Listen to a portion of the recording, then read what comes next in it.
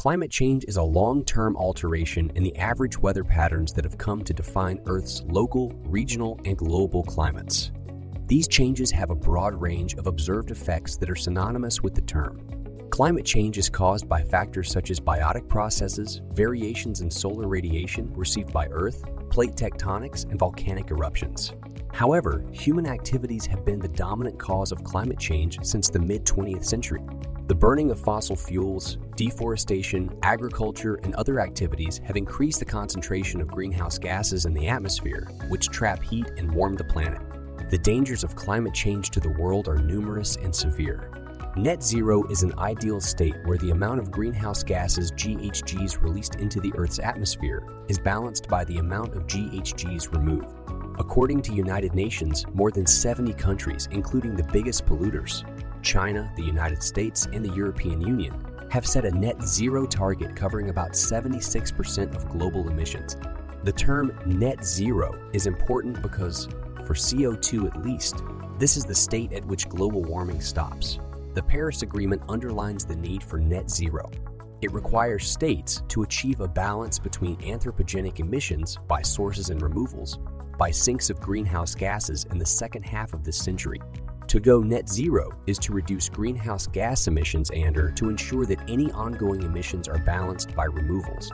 According to McKinsey, decarbonization is the mitigation, cessation, or reduction of carbon in the atmosphere. It is achieved by switching to energy sources or materials that emit less carbon, often from high carbon-emitting fossil fuels, and by counteracting any carbon that is emitted, keeping global warming to 1.5 Celsius above pre-industrial levels. By limiting the buildup of atmospheric GHGs will be necessary to prevent permanent warming of the planet and catastrophic consequences. Those efforts are referred to as decarbonization. There are several enablers that we need to consider and adopt.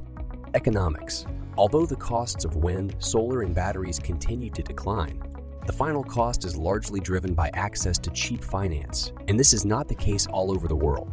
Therefore, we need to make cheap finance accessible. We need a more advanced and bigger power grid to absorb wind and solar, as well as facilitate the electrification of transport. Critical minerals and new green technologies to drive the energy transition are more essential than ever. Politics, geostrategic balance, and technology transfer will be essential. Furthermore, despite tensions in the world, there is still a need to benefit from the law of comparative advantage in international trade. Finally, the right regulatory incentives and control of negative externalities need to be paramount. There must be a sufficient cost applied to pollution. Many pathways to net zero studies have been commissioned, and all of them place an emphasis on advancing renewable power, power grids development, electrification of transport, efficiency improvements, reforestation, carbon pricing, and new technology development like nuclear fusion. All this effort is to reach that optimal and equilibrium scenario called net zero. So what do you think? What's your opinion on this? Please let us know in the comment section below. Thank you for watching.